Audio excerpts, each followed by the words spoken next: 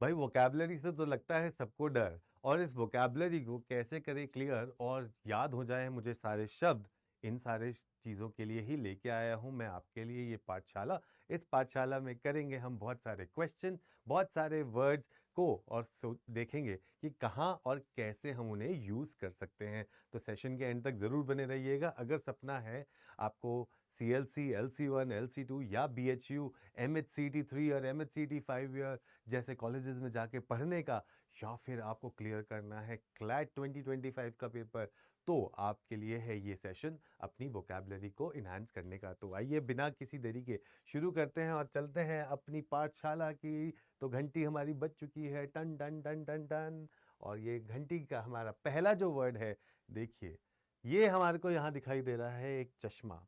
अब पीछे देखिए कितना धुंधला दिख रहा है, लेकिन जब चश्मे से हम देखते हैं तो कितना साफ, कितना क्लियर दिखाई दे रहा है। तो क्लैरिटी, तो जब हम क्लैरिटी की बात करते हैं तो इसके लिए हम क्या शब्द या something that is explained beautifully, explain clearly, उसके लिए हम कौन सा वर्ड यूज करते हैं? तो आइए, तो वर्ड है डीलिनिएट। डीलिनिएट हम वर्ड यूज करते हैं, ये एक वर्ब है जिसका मतलब होता है डिस्क्राइब और पोर्ट्रे समथिंग प्रिसाइसली, कम शब्दों में जल्दी से और अच्छे तरीके से समझा देना, उसको हम बोलते हैं डिलिनिएट। तो इसलिए आप भी बताइएगा मुझे कमेंट करके, क्या आपको जो मैं पढ़ाता हूँ या जो मैं समझाता हूँ, क्या आपको अच्छे से समझ में आता है?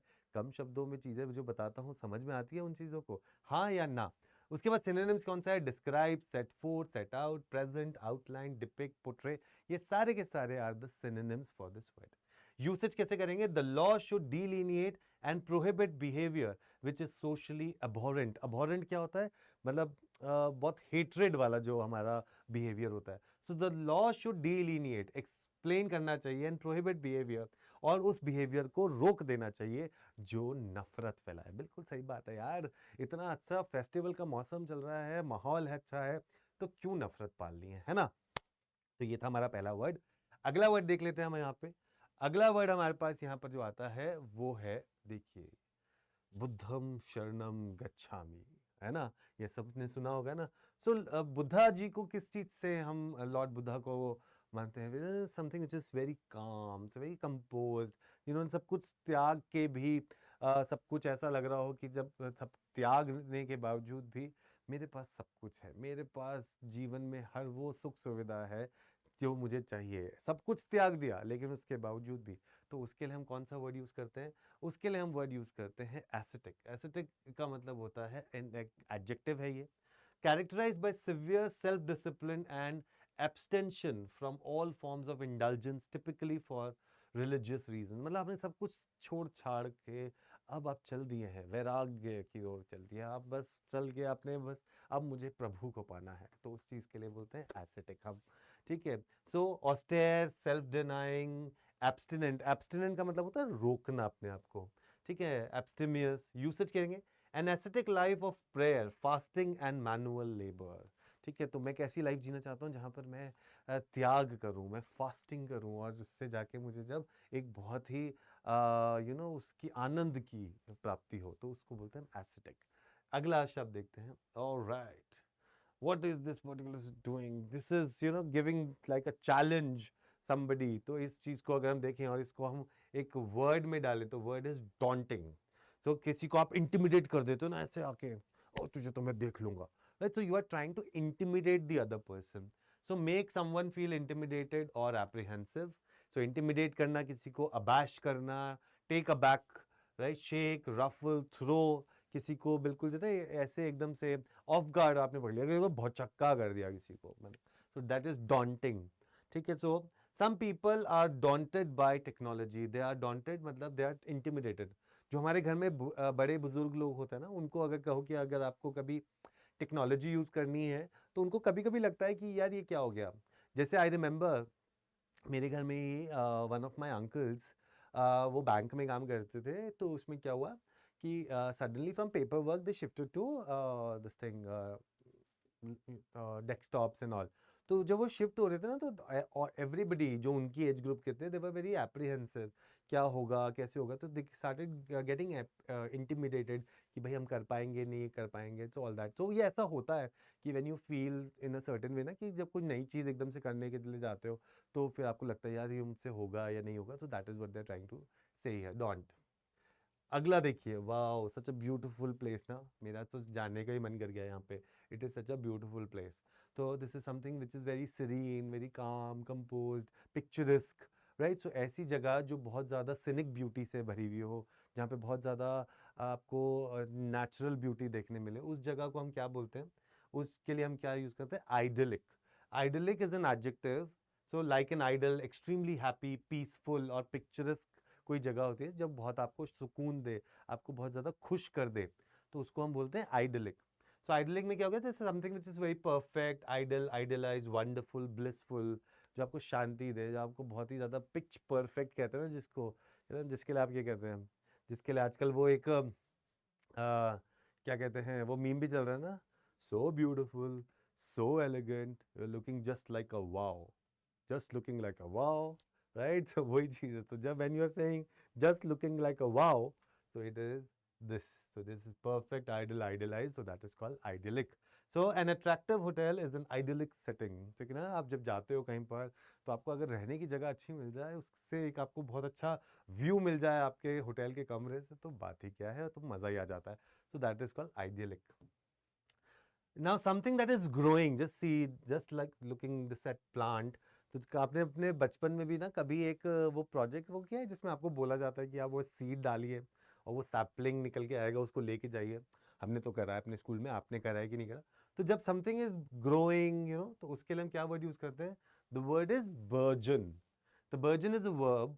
सो बिगिन टू ग्रो और इंक्रीज रैपिडली, फ्लरिश, कोई चीज ऐसी जो बहुत ज्यादा बढ़े, आगे बढ़े, है ना, फूलो फलो, ठीक है, तो फूलो फलो is begin to grow, increase rapidly, flourish, ठीक है। so grow rapidly, increase rapidly, exponentially, expand, उसको हम बोलते हैं burgeon. so burgeon is when you grow, when you are growing blissfully, when you are growing rapidly, when you're growing flourishing, तो उसको हम बोलते हैं burgeon. so tourism has burgeoned over the last 10 years, मतलब tourism has grown rapidly, tourism is flourishing rapidly, ठीक है। तो इस चीज को आप देखते हैं, जैसे अभी कोई आर्टिफिशियल इंटेलिजेंस है इस वक्त, so AI is burgeon, has burgeon over the last couple of years. So it means it's growing, it's growing exponentially, बहुत अच्छी रैपिड ग्रोथ हो रही है उसमें. So that is burgeon. Next word is anomalous. Anomalous is an adjective.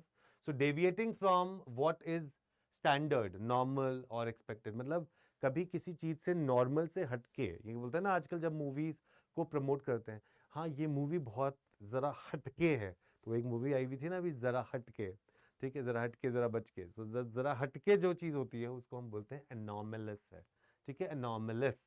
So something that is abnormal, atypical, non typical, irregular, जो लीग से हटकर हो, समथिंग दैट इज इरेगुलर, ठीक है, उसको हम बोलते हैं एनॉर्मलस।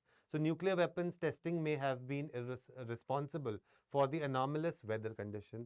हाँ, हो सकता है कि जब हमने न्यूक्लियर टेस्टिंग करे, तो उस न्यूक्लियर टेस्टिंग की वजह से ये आपकी जो वेदर कंडीशंस हैं वो ऐसी वियर्ड सी, इरेगुलर हो गई हैं। आगे देखते हैं अगला वर्ड हमारे पास। So this is the sand. तो सैंड जैसी होती है ना, जो थोड़ी सी भी बिल्कुल आप कुछ बनाते हो और आपका हल्का सा हाथ लग जाए तो वो बिखर जाती है, ठीक है ना, वो गाना ना, बिखरने का मुझको शौक है बड़ा, right. So that is that, so that is sand जो है आपका। तो इसके लिए हम क्या ही करते हैं, सो something that is friable. So something that is friable, it's an adjective. So something that is easily crumbled, कुछ आपने हाथ में लिया क्रश करते थे ना, जैसे पापड़ी में जो चाट में डालते हैं, उसको लिया और ऐसे करके डाल दिया, so that is easily crumbled. So crumbly, easily crumbled, powdery, dusty, तो उसको हम बोलते हैं फ्राइबल।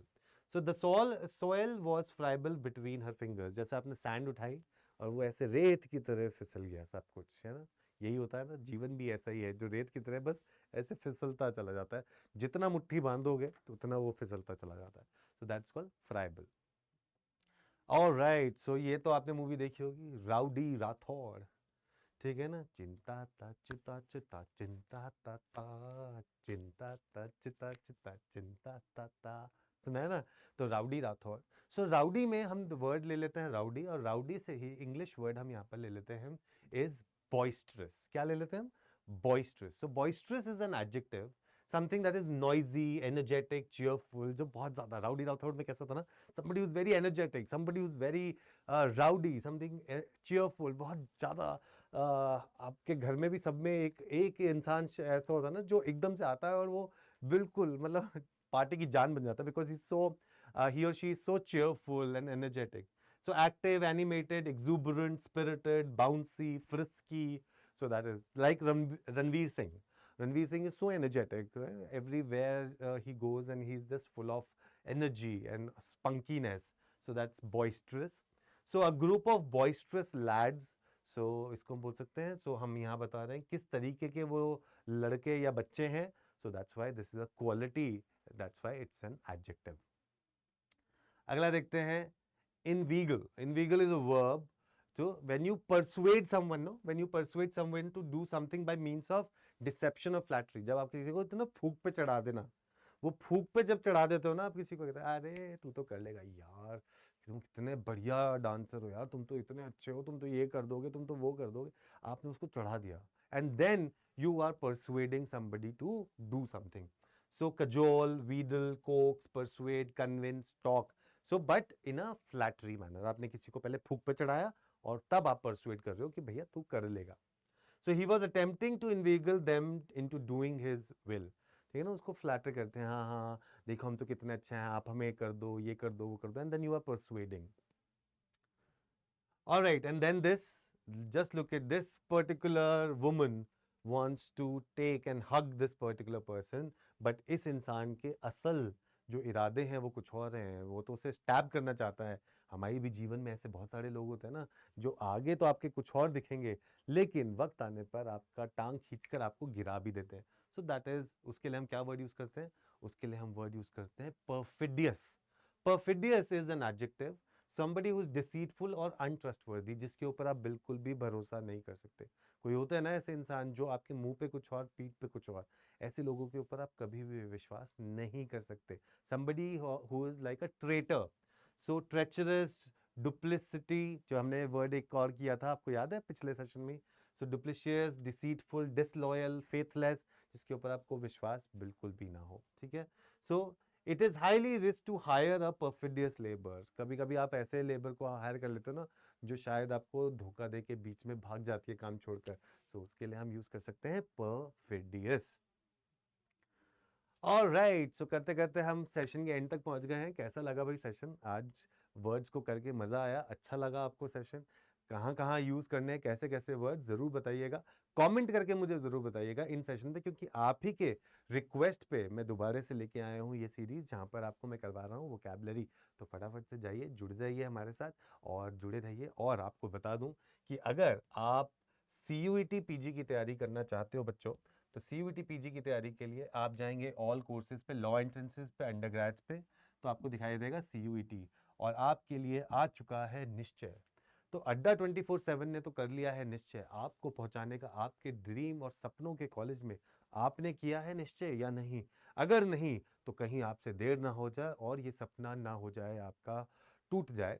तो उसके लिए आपको ये निश्चय बैच अभी लेना है.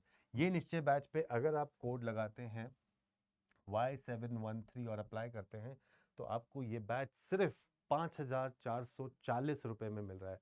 Only 5,440 rupees. और वहीं अगर आप महाराष्ट्र CET के लिए तैयारी करना चाहते हैं, जिसमें 3 ईयर या 5 ईयर के लिए, और उसमें जाके अगर आप ये कोड लगाते हैं Y713, तो आपको वहां पर भी मिल जाएगा मैक्सिमम डिस्काउंट. ये कोड आप अपने आप याद रख लीजिए, Y713, क्योंकि आपको बहुत सारे लोग ये कहेंगे कि नहीं, इस कोड को अगर आप लगाओगे तो आप सर से बात नहीं कर पाओगे, ना तो आपके डाउट्स क्लियर होंगे. ठीक है, ऐसा कुछ नहीं है. मैं आपके साथ हमेशा हूं.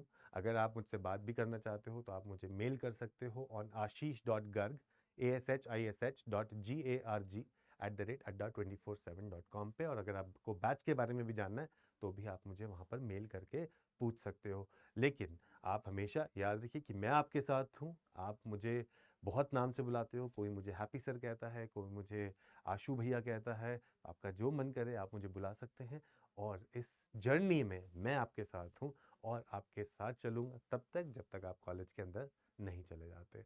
ख्याल रखिए अपना और हँसते रहिए, मुस्कुराते रहिए। जय हिंद, जय भारत।